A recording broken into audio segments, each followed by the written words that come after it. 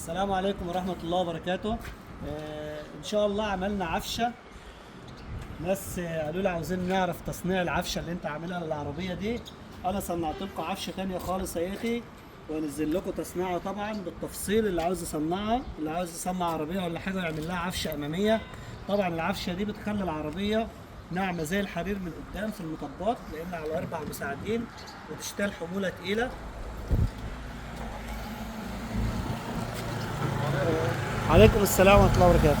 طبعا العفشة دي طبعا عفشة 10/10 ومشيها العربية 100%، بس أنا حاسس إن هي واطية شوية.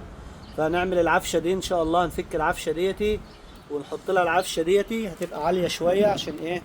تبقى عالية عن الأرض زي ما أنتم شايفين كده، أعلى من التانية كتير. فبرضه عشان المطبات عندنا عالية وكده، العربية كلها عالية. العفشة بتاعتها اللي واطية شوية هنعمل لها ان شاء الله عفشه عاليه. طبعا هنحتفظ بالعفشه التانية عشان لو دي ما بقتش بالكفاءه بتاعه العفشه دي، لان العفشه دي ما شاء الله 10/10.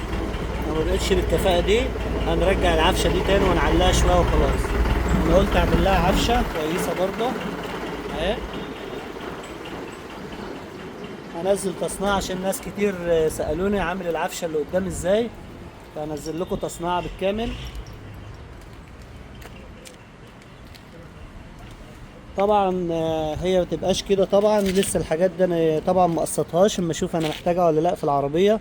كل الحاجات دي هتتقص كده، كل ده هيتقص وهيبقى المنظر شكله حلو. لسه المسامير بتاعتها هتتربط والحاجات دي كلها برضه مساعدين هتتربط. الحاجات اللي تحت دي هتتقص، هيبقى المنظر احسن من كده كتير طبعا لما تتشط.